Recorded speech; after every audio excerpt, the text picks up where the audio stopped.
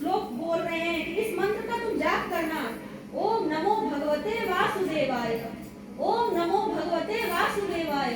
इस मंत्र का तुम जप करना, तपस्या करो, तुम्हें भगवान का दर्शन अवश्य होगा। मंत्रेणानेन देवस्य कुर्यात् द्रव्यमयं बुधः सपर्यां विविधैर्द्रव्यैर् देशकाल विभागवित्। इस प्रकार से ध्रुव जी कठोर तपस्या करने लगे हैं। पहले महीने में केवल 3 बेर खाकर, दूसरे महीने में केवल 6 दिन पेड़ के पत्ते खाकर, तीसरे महीने में केवल 9 दिन यमुना जल पीकर और चौथे महीने में 12 दिन हवा पीकर। और जब छठ 5वां महीना आया तो अपने प्राण वायु समष्टि और वृष्टि को एक कर दिए। और छठे महीने में जब ध्रुव ने अंदर और बाहर के वायु को रोक दिया तो सभी जीव बड़े परेशान हुए और जाकर भगवान से कहते हैं कि भगवान उसको दर्शन दीजिए, वो आपका भक्त है, अगर आप दर्शन नहीं दीजिएगा तो हम सभी जीव समाप्त हो जाएंगे। आज ध्रुव को जल्दी नहीं है, भक्त को जल्दी नहीं है, भगवान को जल्दी है कि भक्त को आकर दर्शन दे। आज भगवान गए हैं। भगवान जो ध्रुव के अंदर जो दृश्य था, भगवान की जो महिमा थी, भगवान का जो दर्शन कर रहे थे, उसे तुरंत विलुप्त कर दिए। ध्रुव हड़बड़ा गए, अरे ये क्या हो रहा है। जिस विराट स्वरूप को हम देख रहे थे, जिस परम पिता को हम देख रहे थे, वो कहाँ गए। जैसे ही आप खोलते हैं तो वही परम पिता जो अंदर उन्हें दर्शन दे रहे थे, वही बाहर चतुर्भुज रूप में खड़े हैं।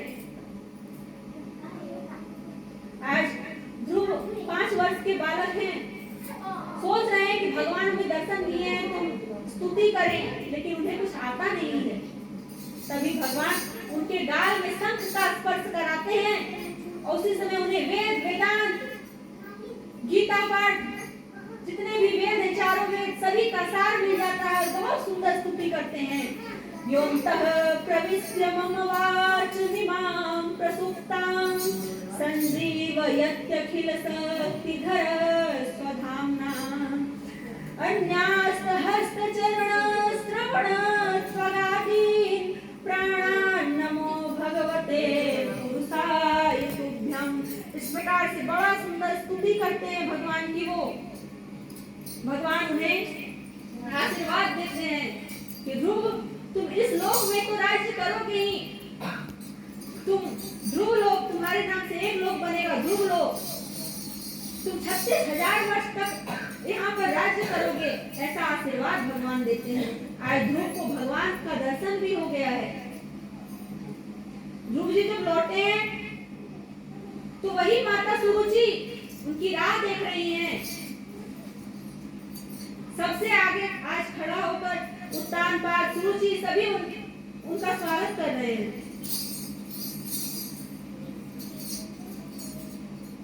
आगे चलकर ध्रुव जी महाराज 36,000 वर्ष तक राज्य करते हैं। उनकी विवाह भ्रमी और ईला के साथ होता है। 36,000 वर्ष तक राज्य करते हैं। एक बार यक्ष जो कुबेर के पुत्र हैं, वो उत्तम पर आकर, उत्तम जहाँ रहते हैं वहाँ उन पर आक्रमण करते हैं। उत्तम से बहुत ही घोर युद्ध होता है।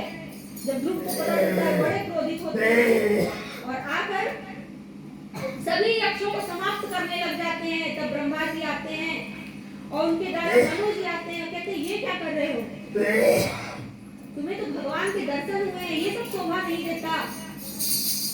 तब ध्रुव जी महाराज शांत होते हैं। 36,000 वर्ष तक राज्य करने के बाद वैकुंठ से विमान आता है और ध्रुव जी उस पर बैठकर जाते हैं। जब ध्रुव जी जाने वाले होते हैं तभी मृत्यु देवी उन्हें उनके रास्ते को रोकती है, कहती है कि कोई भी मनुष्य है उसको हमसे होकर गुजरना पड़ता है। आज ध्रुव जी महाराज मृत्यु के सर पे पैर रखकर विमान पर चढ़े हैं और आगे आगे जा रहे हैं। जब कुछ दूर गए हैं तो उन्हें ध्यान आया है कि जिस माता के उपदेश से उनके दिखाए हुए रास्ते पर जाकर उन्हें भगवान का दर्शन किया, उन्हें हम कैसे छोड़ दिए। कहते हैं कि रुकिए, हम अपनी माता को भी लेकर चलेंगे। तब वैकुंठ से जो दूत आए होते हैं, कहते हैं कि जिसके यहाँ आपके जैसा पुत्र हो उसकी तो 21 पीढ़ी तर जाती है।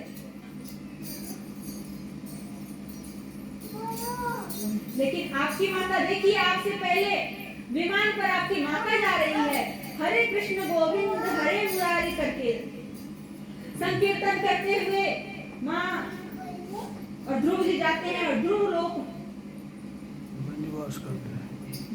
में निवास करते हैं। इस प्रकार से ध्रुव की कथा आज आपने सुनी है। प्रेम से बोलिए वृंदावन बिहारी लाल की जय।